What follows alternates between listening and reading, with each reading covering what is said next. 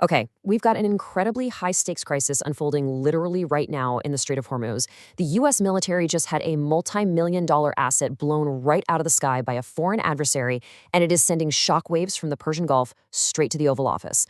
So, in this breaking news explainer, we're going to dive into exactly what just happened, how the military managed to pull off a truly historic rescue, and the intense strategic debate happening right this second over how the United States is going to retaliate.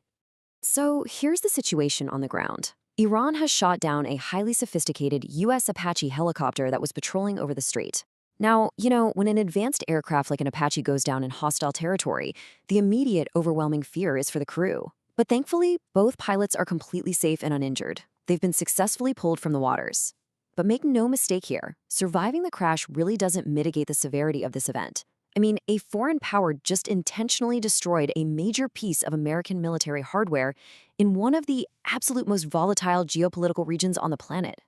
Now, what's really wild is how those pilots were actually saved.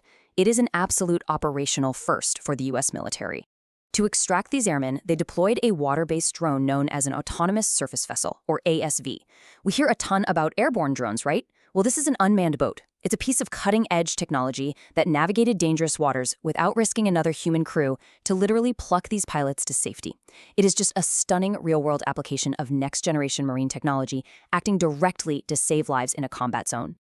To put that into perspective, let's look at the hardware of this specific vessel, the U.S. Navy Corsair. It's 24 feet long, which makes it super nimble out on the water.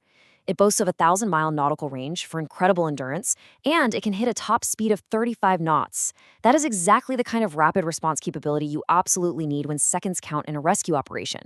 It really highlights how the military is successfully integrating unmanned marine tech into active combat and recovery scenarios. It's honestly an unprecedented success story right in the middle of a major, escalating crisis. Okay, so with the pilots safe and accounted for, the immediate crisis management shifts from the Gulf directly to 1600 Pennsylvania Avenue. The president has stated very clearly that the United States must respond to this attack. Behind closed doors, there are 3 major policy meetings currently scheduled on the president's public agenda. The commander-in-chief, alongside top national security advisors, is deliberating right now. The military is reportedly locked and loaded, waiting for the go signal, which places us in this incredibly tense window of anticipation as we wait to see what the U.S. retaliation will actually look like. And that brings us to a massive red line debate that the administration is currently wrestling with. See, just days ago, officials indicated that the red line for starting a hot war with Iran would be the actual killing of U.S. troops. So we're looking at a deeply complex scenario here. No U.S. troops were killed today. But, as defense commentators have rightly pointed out, Iran was certainly trying to kill them when they fired on an Apache. So the big question is, do you respond to the outcome, which is 0 casualties, or do you respond to the lethal intent? To really understand the intense mood advising the president right now, just listen to how retired 2-star Marine Corps General Arnold Punaro summarized the military perspective. He stated bluntly, and I quote, "Iran has committed a mortal sin. You have to unleash hell, death, and destruction." He points out that Iran has been stirring the pot with groups like the Houthis and Hezbollah, constantly testing boundaries.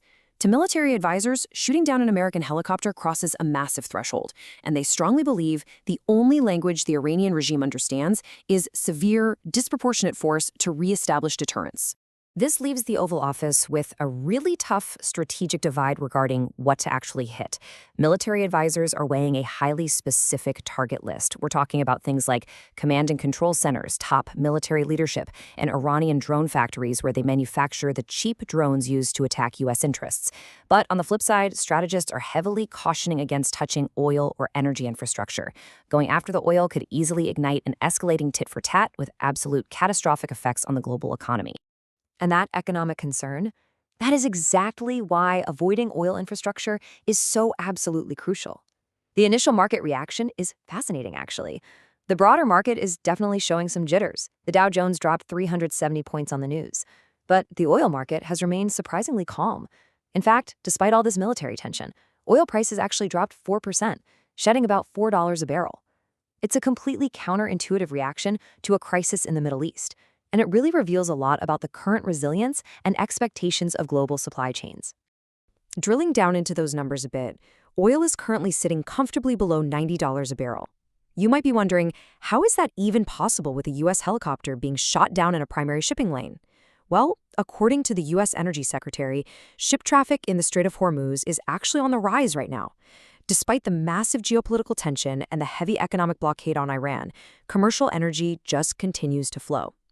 This stability is incredibly precious, and it is exactly what the administration risks shattering if a retaliatory strike accidentally triggers a wider regional conflict. Which brings us to the ultimate dilemma. We'll leave you with this final, crucial question.